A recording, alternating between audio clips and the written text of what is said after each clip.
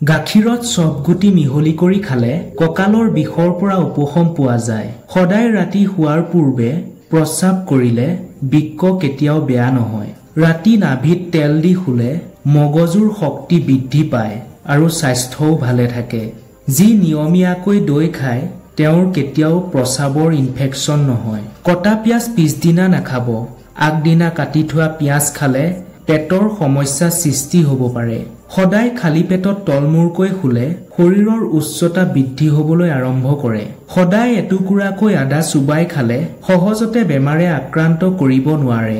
ৰাতিপুৱা শুই উঠিয়ে চুলি ফনিয়ালে আপোনাৰ চুলি মজবুত হ'ব।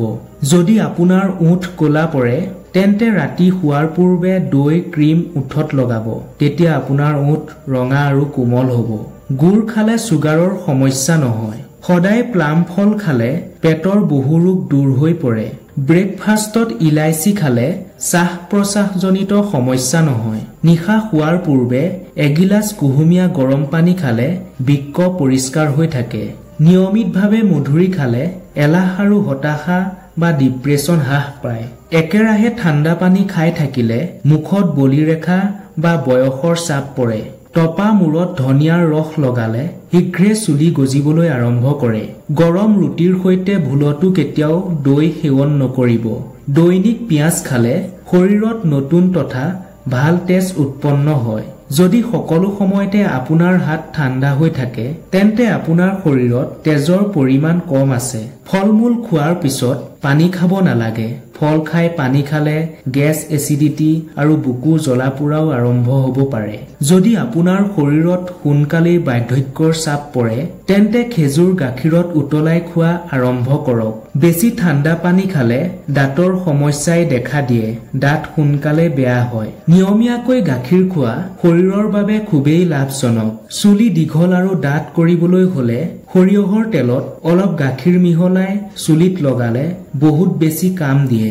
যদি আপোনাৰ সঘনাই মূৰৰ বিষ হৈ থাকে তেন্তে ভাত খোৱাৰ পৰা আঁতৰি থাকি ফল মূল খাওক। কাণত মলি জমা হলে খজুৱতি আৰম্ভ হয়। কাণৰ মলি দূৰ কৰিবলৈ ৰাতি শুৱাৰ সময়ত 2 পৰা 3 টোপাল খাটি সৰিয়হৰ তেল দিব লাগে। এনে কৰিলে ৰাতিপুৱালৈ কাণৰ ভিতৰৰ পৰা মলি বাহিৰ হৈ পৰে। গৰম কাপোৰ বা কম্বল বাকচত বহুদিন থৈ দিলে সেই কাপোৰৰ পৰা গোন্ধ ওলাবলৈ ধৰে। আপুনি যদি সেই কাপোৰৰ সৈতে এটা খালী পাৰফিউম বটল ৰাখে তেন্তে বাকচত থৈ দিয়া কাপোৰৰ পৰা ভাল গোন্ধ ওলাব। পদিনাৰ পাত ছালত লগালে ছাল কোমল আৰু সতেজ হয়। সদায় ৰাতি খিচমিচ খালেও শৰীৰৰ শক্তি বৃদ্ধি হয়। ৰাতি থাকি যোৱা ৰুটিত অধিক মাত্ৰাত ফাইবাৰ থাকে।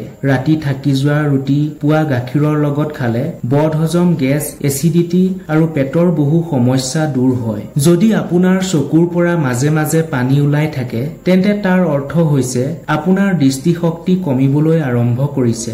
দৈনিক 10 পৰা 15 মিনিট খোজ কাঢ়িলে শৰীৰ সুস্থ থাকে আৰু হতাশা অৱসাদ দূৰ হয়। বেছি ভবা আৰু চিন্তা কৰি থকা মানুহৰ মুখত বলিৰেখা পৰে। পেট পেলাই খোৱা মানুহ সোনকালেই বুঢ়া হয়। আহাৰ খোৱাৰ পিছত শৰীৰত তেজ সঞ্চালন কম হয়, সেইবাবেই টোপনি আহে। বেছি গৰম পানীৰে মুখ নুধুব। বেছি গৰম পানীৰে মুখ ধুলে ছাল সুতুৰা পৰে। জোৰত খোজকঢ়া মানুহৰ শৰীৰ কেতিয়াও ঢিলা নহয়। যি মানুহে আহাৰ খোৱাৰ পিছতে স্নান কৰে তেনে মানুহৰ গাৰ ৰং ক'লা হৈ গৈ থাকে। লগতে হৃদৰোগেও দেখা দিব পাৰে। কাঠৰ ফণি ব্যৱহাৰ কৰিলে চুলি সৰা কমে, চুলি মজবুত হয়। যদি আপুনি পেটৰ চৰ্বি কমাব বিচাৰে তেন্তে ৰুটিৰ সৈতে পিয়াজ খাওক, পানীত নেমু চেপি খাওক আৰু দিনটোত 2 বাৰকৈ খাদ্য খাব।